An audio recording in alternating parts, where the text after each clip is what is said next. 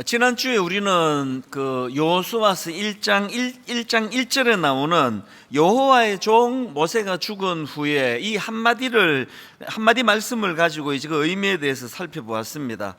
이스라엘 백성들 입장에서 이 지도자 모세의 죽음이 얼마나 이게 치명적이었는지 30일을 애곡할 만큼 그렇게 슬퍼했다고 나와 있는데, 이거는 이제 제가 지난주 말씀드렸듯이 이 지도자 모세가 죽었다는 이 일이 이제 너무나 의지하고 믿었던 이 지도자, 거의 나침반처럼 시키는 대로만 하면 되던 그런 지도자가 죽고 나니까 이제 너무 이게 이제 슬픔도 있지만 이게 앞으로에 대한 장래에 대한 불투명함, 또 이것이 두려움, 이런 것으로 연결이 되었다고 말씀을 드렸습니다.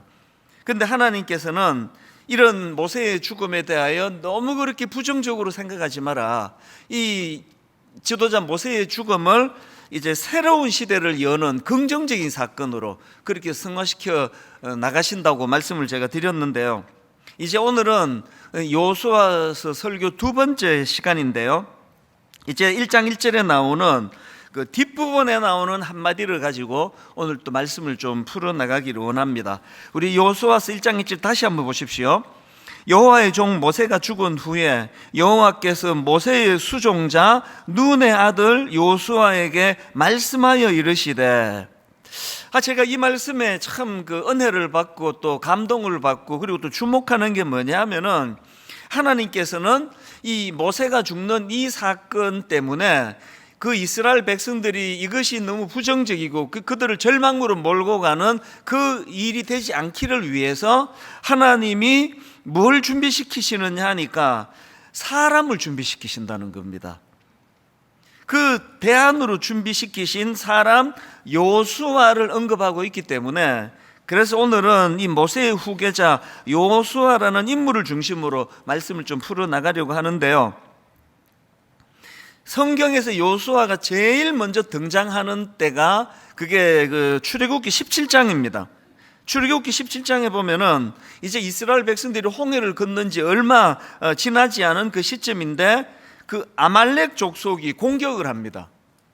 이제 지금 금방 홍해를 건너고 아직 정비도 안 되고 군사도 잘 안 돼 있고 이러는 상황에서 이제 그 아말렉 족속의 공격을 받으니까 얼마나 당황을 했겠습니까? 그래서 여기에 맞서서 지도자 모세가 이제 그 지휘관을 세우는데, 그 지휘관이 여호수아예요. 그 여호수아가 이게 지금 처음 등장을 하는데, 자, 출애굽기 17장 8절과 9절입니다. 그때에 아말렉이 와서 이스라엘과 르비딤에서 싸우니라. 모세가 여호수아에게 이르되, 우리를 위하여 사람들을 택하여 나가서 아말렉과 싸우라. 내일 내가 하나님의 지팡이를 손에 잡고 산 꼭대기에 서리라. 여호수아가 모세의 말대로 행하여 아말렉과 싸우고, 그리고는 13절입니다. 여호수아가 칼날로 아말렉과 그 백성을 쳐서 무찌르니라. 이렇게 승리를 맛보게 되는데요. 그런데 중요한 것은 그 이후의 후속 조치입니다. 그 다음 나오는 14절을 보니까 하나님이 이런 조치를 명하십니다. 여호와께서 모세에게 이르시되, 이것을 책에 기록하여 기념하게 하고 여호수아의 귀에 외워 들리라. 지금 하나님께서 모세에게 이런 명을 하셨을 때 아마 모세 자신도 의미를 몰랐을 거예요. 지금 여호수아가 처음 등장하는 그 사건에서 아말렉을 물리치고 승리를 하는데, 그 내용을 기록해서 기념하는데 왜 그렇게 하느냐? 여호수아의 귀에 외워 들리라. 이 의미를 잘 새기게 하라는 거예요. 이미 이때 이제 하나님께서는 여호수아를 훈련시키고 계셨는데요. 제가 감동을 받는 포인트가 뭐냐 하면은, 지금 이 사건이 언제 일어났는가 하니까요, 아까 출애굽기 17장에 그랬잖아요. 두 장 앞에 15장에 보면은 이스라엘 백성들이 이제 홍해를 기적적으로 건너가지고 막 감격에 겨워가지고 찬양을 하며 기뻐하는 게 그게 15장입니다. 한 장 지나가지고 17장에서 이 사건이 있다는 것은, 그러면 모세 이 여호수아가 언제 이제 하나님이 발탁해서 훈련시키셨냐 하니까, 이게 이제 그 홍해를 건넌 그 얼마 지나지 않았으라는 거예요. 이게 왜 감동이 되는가 하니까요, 하나님께서는 이제 40년의 세월이 지난 다음에 모세가 죽는 이 사건 때문에 그 이스라엘 민족이 불행으로 넘어가지 않도록, 이것이 너무 지나친 미래에 대한 두려움으로 그렇게 전락되지 않도록 하나님은 대안을 마련하시는데, 그게 홍해를 건넌 직후부터 시작이 됐다는 겁니다. 이렇게 초창기 때부터 사람을 발굴하고 키우시고는 이제 민수기 27장 18절부터 한번 보십시오. 세 번 얘기입니다. 주님께서 모세에게 말씀하셨다. 너는 눈의 아들 여호수아를 데리고 오너라. 그는 영감을 받은 사람이다. 너는 그에게 손을 얹어라. 너는 그를 제사장 엘르아살과 온 회중 앞에 세우고 그들이 보는 앞에서 그를 후계자로 임명하여라. 너는 그에게 내가 가지고 있는 권위를 물려주어서 이스라엘 자손 온 회중이 그에게 복종하게 하여라. 오늘 우리가 이 말씀 앞에서, 오늘 우리 예수 잘 믿는 것도 중요하고 분당 우리 교회가 부흥하는 것도 다 중요하지만, 이제 모세가 죽은 후에 오랜 세월이 지난 다음에 이스라엘 백성들이 이것이 너무 그들을 절망시키지 않도록 하나님께서 훈련시키시고 있는, 준비시키시고 있는 게 그게 후계자 여호수아라는 사실이에요. 이 사람을 키운다는 거, 이게 하나님의 관점으로 굉장히 중요한 포인트라는 거죠. 아마 눈치를 채신 분이 많으시겠지만요, 제가 손톱이 좀 이상해졌습니다. 이게 시커멓게 지금 죽어 있거든요. 그래서 이제 그 예배를 마치고 나면 물으시는 분이 많으세요. 그 손톱이 왜 그러세요? 그래서 이제 여러 번 설명해 드렸는데요, 이게 왜 이렇게 됐냐 하니까, 이게 이제 2달 전에 나이가 드니까 이제 오른손 왼손이 이제 공조가 잘 안 돼요. 제가 오른손으로 자동차 그 문 있는 데를 잡고 있었고 왼손이 문을 닫았어요. 그래가지고 이게 참 교회가 좀 이런 것 같아요. 오른손 왼손이 공조가 잘 안 됐으면 우리 상처받기도 하고 싸우기도 하는데, 이 오른쪽 엄지손가락에 상처를 받았습니다. 그날 이제 이렇게 차문을 잡고 문을 닫았는데요, 여기서부터 이까지 찌릿찌릿 전기가 통하고 진짜 아파 죽는 줄 알았습니다. 내가 목사만 아니었으면 막 떼굴떼굴 구르고 싶었습니다. 그렇게 하고 이제 집에 갔더니 이제 너무 아픈 거예요. 모든 집에 의사 한 분씩 다 있잖아요. 제 아내가 쓱 보더니 뼈에 실금이 갔을 거라는 겁니다. 그래서 그날 밤에 두려움에 제가 휩싸여서 밤을 보내고 병원에 갔더니 진짜 의사 선생님이 엑스레이 찍어보더니 뼈는 괜찮다고. 그렇게 하고 이제 여러 가지 또 병원은 또 이제 또 최악의 경우를 많이 또 말씀을 하시잖아요. 여기 성장세포를 지금 다쳤기 때문에 손톱이 안 자랄 수도 있고 기형이 될 수도 있고, 그런 말씀을 이제 병원에서 이제 하더라고요. 그리고는 이제 한 2달이 지났는데요, 제가 요즘은요, 이 죽은 시커먼 손톱을 아침마다 일어나서 이거 붙들고 묵상을 해요. 아니 진짜예요. 이게 얼마나 제게 은혜를 주는지 모릅니다. 저는 태어나서 지금 손톱 발톱이 이렇게 시커멓게 죽어서 이거 빠져가는 경우를 처음 겪어보는 일이거든요. 워낙 조신하게 자랐기 때문에 이런 일이 처음에 내 생에. 내가 겪기 전에는 오해를 했었습니다. 이렇게 손톱이 이제 새카맣게 죽으면 이제 그 다음에 새 손톱이 이 죽은 손톱을 이제 밀어내는 걸로 그렇게 알고 있었는데, 제가 겪어보니까 그게 아니에요. 그게 아니고요, 지금 이 시커먼 거는 이 죽은 피예요. 그러니까 이제 원래 있는 손톱 밑에 죽은 피가 올라와 있는데, 이 죽은 피 아래쪽에서 새 손톱이 자라고 있고요, 지금 이 손톱은 그 새 손톱을 에워싸고 있는 형식이에요. 이거가 왜 은혜가 되는가 하니까요, 사실 이게 이제 왼손이 잘못해가지고 오른손에 상처를 줬잖아요. 그래서 얘는 지금 죽었어요. 그래서 이제 손톱이 더 자라지를 않습니다. 그런데 지금 저는 이 죽은 이 손톱 빠질까봐 굉장히 조심을 하거든요. 왜냐하니까 감동을 받는 게 이거예요. 지금 이 죽은 손톱 밑으로 새 손톱이 자라가고 있고, 이 시커먼 이 죽은 손톱은 그 새 손톱을 에워싸 보호하고 있는 그런 형식이에요. 그래서 이 죽은 것 같은 이 원래 손톱이 빠져나가 버리면 이제 이 새 손톱이 이게 자리 잡는데 이게 좀 이제 뭐 좀 방해가 될 것 같다는 생각이 제가 들어서 지금 이 손톱을 굉장히 제가 보호를 하면서 이거를 볼 때마다 저는요, 분당 우리 교회 우리 65세 이상 그 브라보 시니어 어른들 모임이 있고요. 그 위에 또 우리 그 행복한 모임 어른들 모임이 또 있는데요. 요즘에 제가 이 손톱을 보면서 이게 비록 지금 뭐 자라지도 않고 뭐 기능을 다 한 것 같지만 이제 다음 세대 새 손톱이 자라는 것을 보호하는 이게 너무 감동이 되는 겁니다. 그러면 제가 이 볼 때마다 다짐을 해요. 분당 우리 교회는 막 청년부 살아야 되고 젊은이 살아야 되고 이런 교회들마다 하는 이야기들을 하지만 진짜 중요한 거는요, 이 자라나는 새 손톱을 보호하는 기성세대 손톱이에요. 이게 빠질까 봐 제가 굉장히 조심하거든요. 오늘 여기 어른들이 자꾸 이제 세월이 흐르고 머리가 백발이 성성해지고 기운이 빠져가고 뭐 근육이 빠져가고 그러면 자꾸 위축이 되는 경우가 많으신데 절대 그러실 필요 없습니다. 막 교회는 젊은 사람이 막 열심히 으쌰으쌰 하는 것 같지만요, 진짜 이 교회를 지탱하는 힘은 그 연로하신 권사님들의 그 눈물의 새벽마다 드리는 기도 아닙니까? 저희 어머니가 99세가 되시고 이제는 침대를 못 벗어나시지만 매일매일의 저에게 선한 영향을 주는 힘의 원천이 있다면 어머니예요.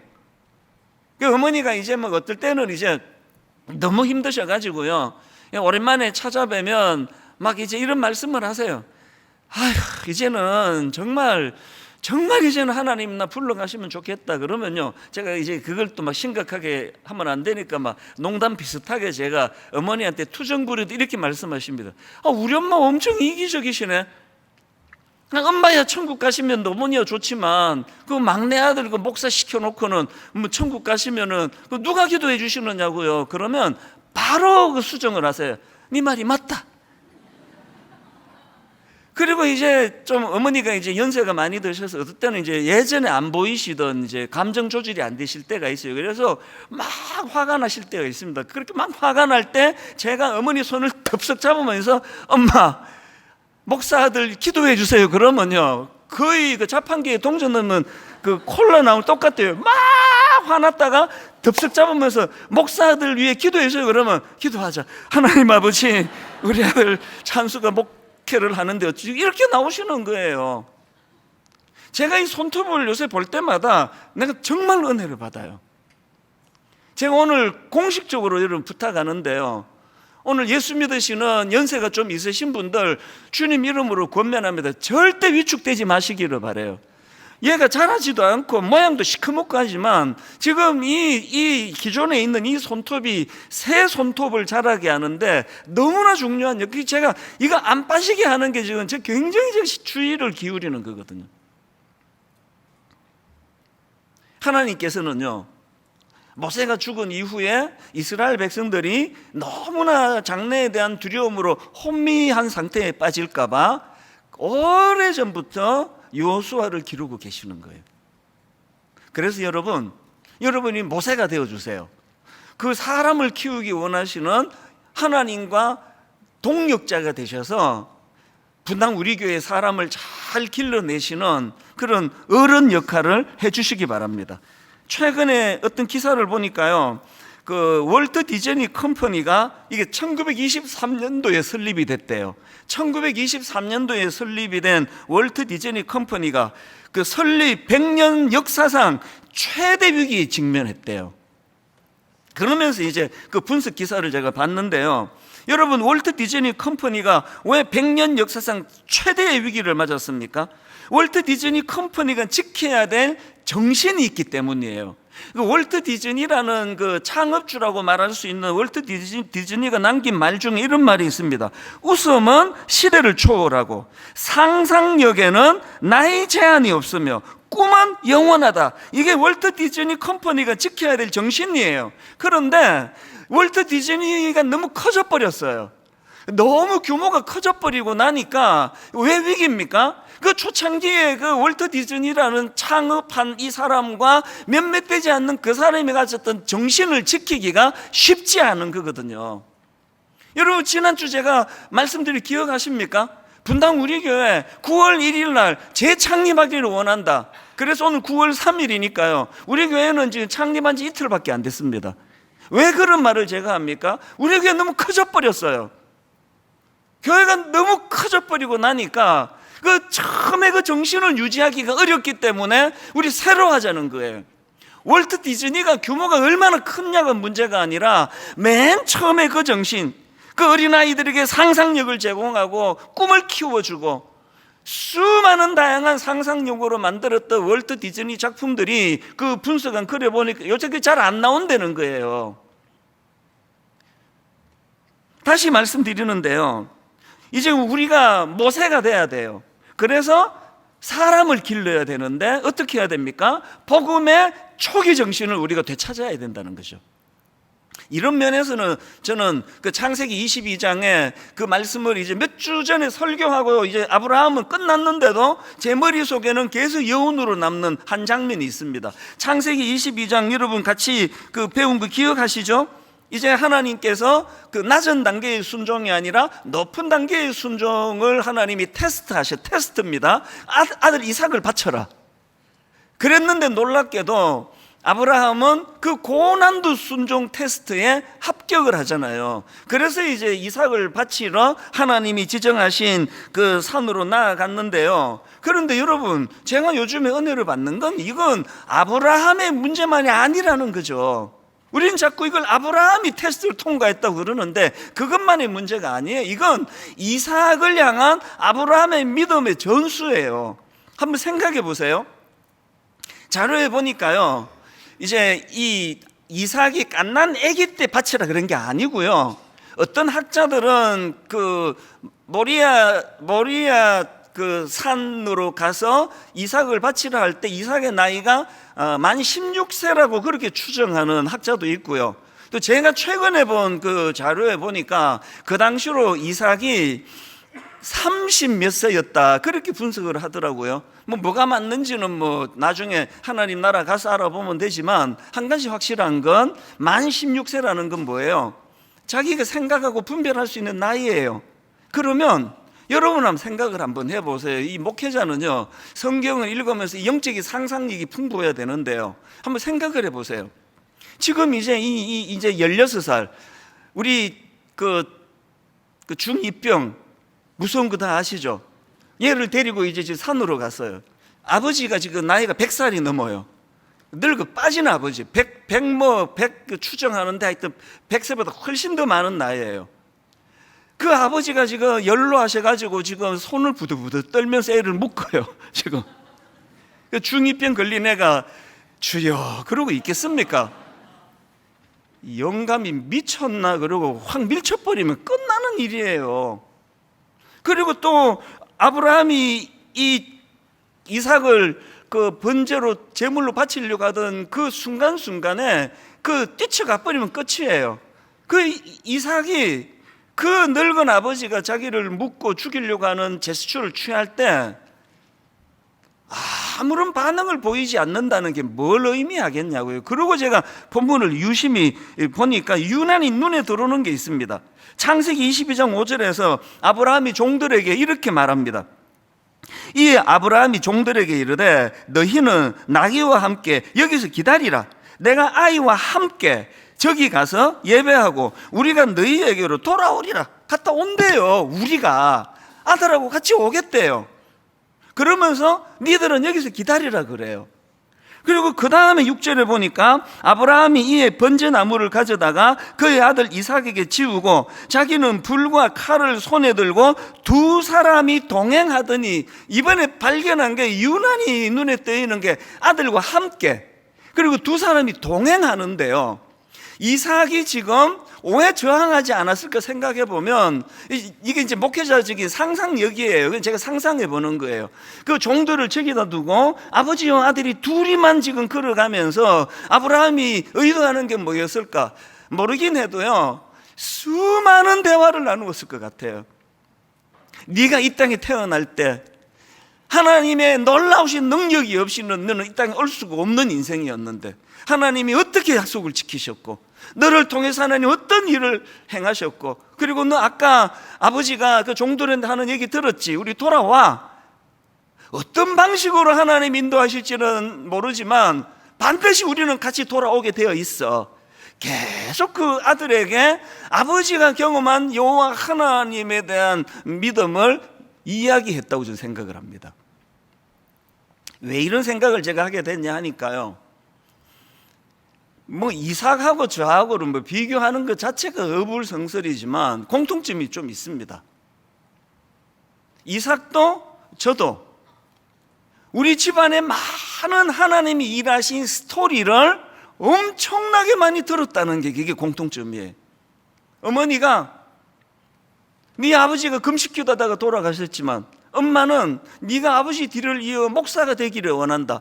그거 그냥 뭐 목사가 너 목사는 죽을 줄 알아 뭐 그랬겠습니까? 어릴 때부터 수많은 설득이 있었을 거 아니냐고요. 네 아버지가 엄마가 원하는 방식으로 응답하시진 않았지만, 그런데 그 과정에서 네 아버지가 왜 그렇게 하나님의 부르심을 받아야 되는지 하나님이 말씀해 주시고 인도해 주시고 설득해 주시고 가르쳐 주시는 수많은 어머니의 간증을 들려주셨을 거 아니냐고요.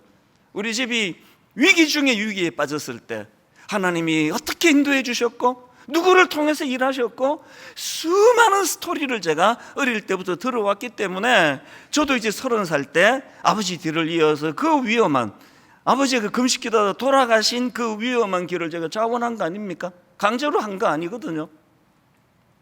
이런 의미에서 저는 오늘 여러분 제가 진짜 호소하고 싶습니다.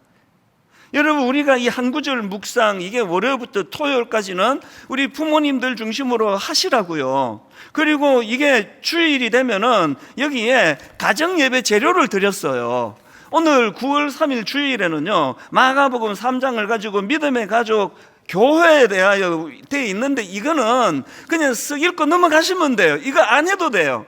가정예배라는 이름으로 모여서 수많은 어머니를 만나주시고 아버지를 만나주시고 여러분의 삶의 위기를 만났을 때 하나님이 어떻게 여러분을 인도해 주셨는가를 많은 스토리를 들려드리는 시간이 되기를 바라요. 아직 어리지만 이 어린아이가 만난 하나님에 대한 이야기를 듣는 시간으로 이걸 활용하시라는 거예요. 저는 지금 분당 우리 교회 다락방을 진짜 더 발전하기를 원합니다. 개편하기를 원해요. 우리 다락방 모임에, 소그룹 모임에서 순장님과 순원들 사이에서 그 지난 한 주간 있었던 하나님과의 그 스토리가 많이 나오기를 바라요. 직장 생활할 때 두려움에 빠졌을 때, 결혼하고 부부가 성격이 맞지 않아서 갈등에 빠졌을 때 어떻게 하나님이 인도해 주셨는가에 대한 우리 선배 순장님과 선배 순원들의 많은 스토리가 들려지기를 원합니다. 아브라함이 이삭에게 뭐 그날 동행하면서 말씀하고 끝났겠냐고요. 그 이전서부터 얼마나 많은 여호와 하나님의 스토리를 이삭에게 들려줬으면 이삭이 그 늙은 아버지가 자기를 묻고 죽이려고 하는 그런 순간에서조차도 저항하지 않는 거예요. 그래서 여러분, 아브라함의 하나님, 이삭의 하나님, 또 야곱의 하나님, 기독교는요 역사의 하나님이에요. 이 역사가 어떻게 이게 전수가 된다고요? 입으로 전해지는 거거든요. 이야기로 전해지는 거거든요. 저는 반성을 좀 합니다. 분당 우리 교회 목회가 막 너무 이제 교회가 커지고 그래서 저는 우리 아이들에게 이런 시간을 많이 못 가져요. 지금도 잘 못 가집니다. 나오면 애들 자고 있고 집에 들어갈 때쯤에는 제가 막 에너지가 다 번아웃이 돼가지고 입도 떼기 싫고, 우린 대화가 잘 안 돼요. 매일 저는 하나님 앞에 제가 괴로움을 토로합니다. 여러분, 어떤 형식이든 시간을 마련해야 돼요. 나와 함께 하신 우리 윗대 아버지, 윗대 어머니에게 은혜 주신 그 하나님, 그것이 어떻게 저에게 전수가 돼서 네 아버지가 어떻게 목사가 됐는지 아느냐고. 그래서 여러분, 그 안티들이 이 이삭 사건을 이거를 모르면 가만히 있지. 그 어린 애가 아버지가 죽이려고 그러니까 막 얼마나 이 애가 트라우마가 생겼냐고 그런 이상한 소리를 막 그 유명한 사람들이 막 해대는데요. 그 좀 조용하라고 그래 주세요. 그 창세기 22장에서 이삭이 경험한 게 뭡니까? 아버지가 그에게 보여준 게 여호와 이레 아닙니까? 여호와 이레. 창세기 22장 14절. 아브라함이 그 땅 이름을 여호와 이레라 하였으므로 오늘날까지 사람들이 여기를 여호와의 산에서 준비되리라 하면 이 여호와 이레가 뭐라 그랬습니까? 여호와가 하나님이 준비해 주시는 거예요. 우리 아버지가 준비 못해도. 그래서 이삭은요, 트라우마가 웬 겁니까? 넉넉한 여유로운 이삭은 양보의 대명사예요. 뭐 안달복들 없습니다. 누가 시비 걸면 져버려요. 뭐 니꺼 내꺼 안 가려요. 뭐 제가 뭐 이삭급은 아니지만요, 우리 부목사님한테 물어보면 알아요. 제 인생도요 안달복달하는 게 없는 사람이에요. 성격은 제가 굉장히 급한데요, 학습이 됐기 때문에 저는 안달복달을 안 해요. 우리 어머니로부터, 아버지로부터, 우리 형제로부터 전수받은 수많은 스토리, 그것이 저의 스토리가 됐기 때문에 여호와 이레를 저는 알아요. 저는 지금 이제 가평 우리 마을 오픈을 앞두고 막 울컥울컥합니다.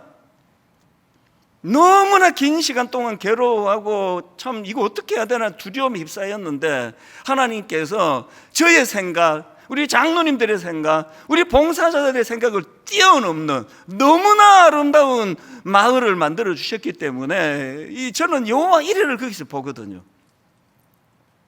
여러분들이 먼저 여호와 이레를 맛보게 되시기를 바랍니다. 그리고 그 스토리를 자꾸 아이들에게 들려주는 거예요. 이게 제가 오늘 첫 번째 드리고 싶은 메시지고요. 그런가 하면은 이제 또 한 가지 드리고 싶은 포인트가 하나 있는데요. 그렇게 하나님이 요수아를 무려 40년 동안 훈련을 시키셨는데 어떤 훈련을 시켰냐는 거예요.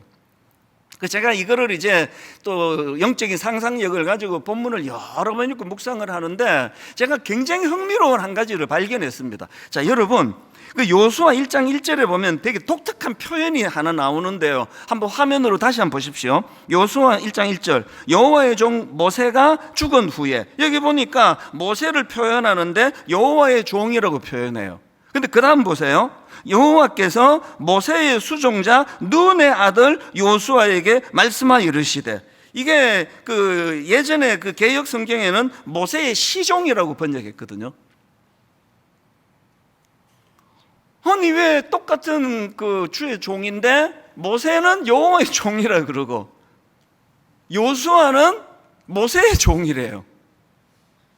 누가 저한테 오셔가지고 여호와의 종 옥하는 목사님과 옥하는 목사님의 종 이찬수 목사가 그러면 되게 기분 나쁠 것 같아요. 이 사람이 뭔 소리를 하는 거야. 지금 왜 요수아는 여호와의 종이 아니라 모세의 시종이 있냐고요. 제가 이 말씀을 가지고 쭉 묵상을 하다가 보니까요, 뚝 떠오르는 성경 구절이 하나 있었는데 출애굽기 33장 11절입니다. 사람이 자기의 친구와 이야기한 같이, 지금 모세입니다. 사람이 자기의 친구와 이야기한 같이 여호와께서는 모세와 대면하여 말씀하시며, 지금 모세는요 여호와 하나님께 대면하고 있고요. 그 시간에 요수아는 뭐 했느냐? 모세는 진으로 돌아오나 눈의 아들 젊은 수종자 요수아는 회막을 떠나지 아니하니라. 지금 모세는 하나님을 대면하는데 요수아는 그 텐트를 지키고 있어요. 그랬는데 얼마나 우직하게 충성을 했는지 이제 모세는 오히려 지금 모세는 떠나갔는데요, 진으로 돌아왔는데 여호수아는 우직하게 충성스럽게 그 회막을 떠나지 않고 있는 거예요. 이 말씀이 툭 떠오르더라고요. 여러분, 하나님께서 그 시대의 대안으로 여호수아를 지금 훈련시키고 계시는데요, 여호수아에게 어떤 훈련을 시키시느냐? 여러분, 되게 재밌는 게요, 이 여호수아 1장을 누가 기록했는지 아십니까? 여호수아가 기록을 했습니다. 자기가 기록을 했어요. 모세는 하나님의 종이라고 기록하고 자기는 모세의 종이라고 자기가 기록을 했어요. 이걸 내가 보면서 깨달은 게 뭐냐? 하나님께서 그 시대의 대안으로 여호수아를 준비시키셨는데, 훈련시키셨는데, 그 훈련이 어떤 훈련이냐? 영어로, 죄송합니다, 영어로 표현해 가지고요, 애티튜드 훈련이에요. 애티튜드, 제가 전에 여러 차례 설교하고 그랬었는데, 우리말로 애티튜드는 태도예요. 자세를, 애티튜드. 그래서 태도 훈련을 시키시는 거예요. 제가 최근에 그 32년 된 그 기자 생활을 한 베테랑 기자가 쓴 책인데요, 퇴근길 다시 태도를 생각하다. 원래 있는 책을 제가 새로 꺼내서 지금 보고 있는데요, 이 책 프롤로그 제목이 이렇습니다. 오늘 나의 태도가 내일의 내 인생이 된다. 기자 32년을 했으니까요, 얼마나 다양한 사람을 만났겠냐고요. 이 사람이요, 막 수많은 사람을 만나고 나서 자기가 내린 결론이 뭐냐? 사람이 얼마나 대단한 능력을 갖고 있느냐, 이게 성공의 비결이 아니고요, 그 사람이 가진 태도가 그 사람의 성공을 결정짓는다는 거예요. 사람들이, 세상이 그 사람을 평가하는 잣대는 그 사람이 가진 실력이 아니라 그 사람의 애티튜드라는 거예요. 그 태도라는 거죠. 하버드 대학교 경영대학원 데이비스 마이스트 교수도 똑같은 말을 했습니다. 자, 들어보세요.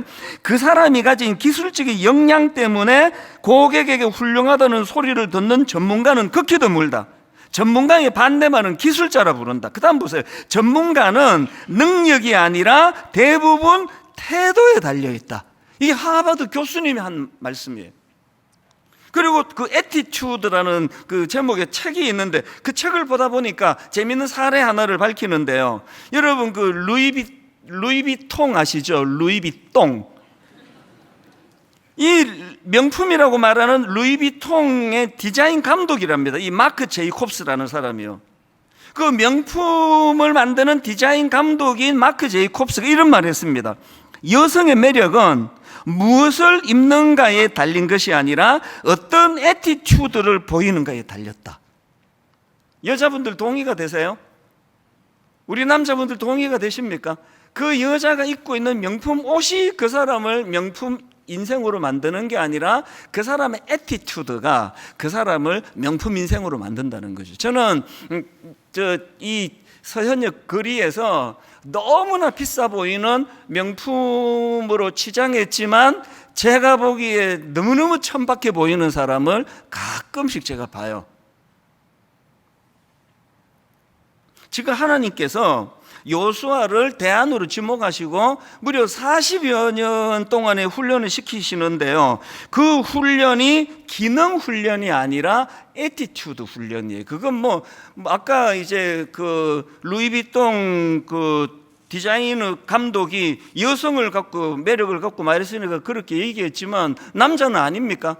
제가 지금 여기 막 엄청나게 막 번쩍번쩍거리는 고가의 양복을 입는다고 제가 명품 인생이 되는 게 아니라, 여러분을 향한, 하나님을 향한 저의 애티튜드가 그게 저를 규정 짓는다고 한다면 다 동의가 되시겠죠. 하나님은요, 기능으로 우리를 다루지 않으세요.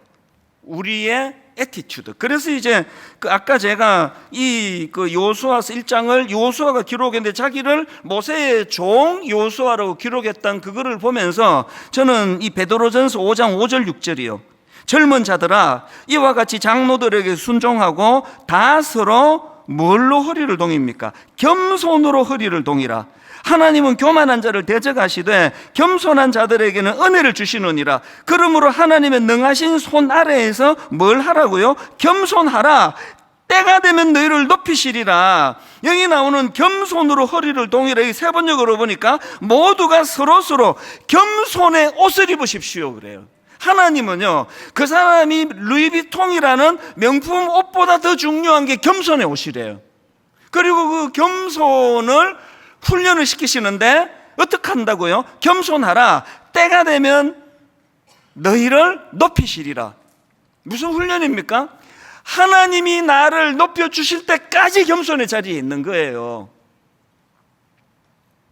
결론을 맺으면서요, 저는 말씀 이렇게 정리해 드리고 싶습니다. 우리 이 두 측면을 다 가져야 됩니다.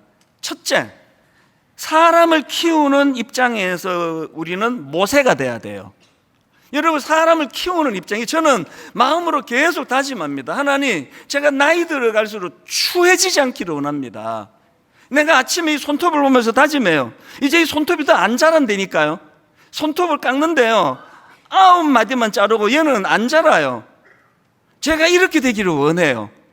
이제 하나님, 제가 설치고 다니는 거 줄이고 사람을 키우는 목사가 되기 원합니다. 자꾸 제가 더 막 설치고 다니면서 추해지는 것이 제가 가장 두려운 거거든요. 부탁합니다. 사람을 키우는 차원에서 모세가 되주시기를 바라요. 버텨주세요, 우리 어른분들이요. 여러분이 겸손을 전수시켜 주세요. 분당 우리 교회에 겸손한 어른들이 얼마나 많으시냐고요. 그런가 하면은 내가 성장해가는 차원에서 여러분 요소화가 되어 주셔야 됩니다. 그래서 제가 이번 주에 부랴부랴 우리 직원한테 저 플랜카드를 급하게 만들어 좀 걸으라고 부탁을 했거든요. 디모데전서 4장 15절을 가지고 만들었는데요, 이 모든 일에 전심전력하여 너의 성숙함을 어떻게 하라고요? 모든 사람에게 나타나게 하라. 이게 이번 우리 2학기의 목표가 되기를 원합니다. 여러분이 성숙해 가는 걸, 여러분이 성장해 가는 걸, 아브라함의 아들 이삭이 아버지를 보고 그것을 전수받아 가듯이 여러분 아들, 딸들이 우리 어른들의 성숙을 인정해 주는 이번 학기가 되기를 바라요. 우리 아버지 안 이러셨는데 왜 이렇게 성숙해지셨지? 딱 보면 알잖아요. 자기 엄마 대하는 어떤 말투 뭐 이런 거 보면 아이들이 딱 알잖아요. 요소화가 돼야 돼요. 자꾸 이제 어른들이 좀 이제 겸손 뭐 하려고 그러시는지 뭘 부탁하고 내가 이 나이에 뭐 이렇게 말씀하시는데요. 이제 내가 뭐 이 나이에는 분당 우리 교회에서 이제 금지입니다. 다락방에서 이제 모임하는데 어떤 분이 내가 이 나이에 그러면 벌금 10,000원, 벌금 다 매기세요. 진짜입니다. 여러분, 이제 내가 이 나이에 그런 얘기 금지어예요. 우리 어머니 1926년 주민등록상에 1926년보다 더 많으신 분들은 그런 말 하셔도 벌금 안 매길게요. 99세 한국 연세로. 여러분, 아직 이제 오늘보다 더 성장하는 내일이 돼야 돼요. 내일보다 더 성숙해지는 또 그 다음 날이 돼야 됩니다. 그래서 제가 저거를 만들었고요. 그리고 또 고린도 후서 7장 1절, 그런즉 사랑하는 자들아, 이 약속을 가진 우리는 하나님을 두려워하는 가운데 뭘 이룹니까? 거룩함을 온전히 이루어 육과 영의 온갖 더러운 것에서 자신을 깨끗하게 하자. 그래서 이거 만들었잖아요. 아예 글자로 새겼잖아요. 거룩과 성숙. 본당에 들어오시면은 위에 한번 보시고 이거 한번 보시고 기도하세요. 하나님, 저의 성숙이 내 주변 직장인들, 특히 우리 아내, 우리 남편, 우리 아들, 딸, 이것들이 내 성숙을 긍정해 주기를 원합니다. 하나님, 거룩하기 원합니다. 성숙하기 원합니다. 한번 따라해 보시겠습니까? 거룩과 성숙, 성숙과 거룩. 내 거룩은 성숙할 때 일어나는 거고요, 거룩을 추구하는 게 성숙이에요. 분당 우리 교회 창립 이틀 된 입장에서 우리가 더 성장하기 원합니다. 저도 내가 개척한 지가 21년이 되고 이런 소리 제가 하지 않기를 원하고요. 같이 성장해 가자고요. 같이 성숙을 향해 나가자고요. 같이 꿈을 꾸자고요. 오늘 그래서 여러분 마무리 찬양을요, 찬송가 347장을 부르기 원합니다. 허락하신 새 땅에 들어가려면 뭘 의미합니까? 꿈이 있는 거죠. 목표가 있는 거죠. 다 이루었담도 아니요, 마음의 준비 다하여 힘써 일하세. 비록 모세는 죽었지만 여호수아 본받아 앞으로 가세.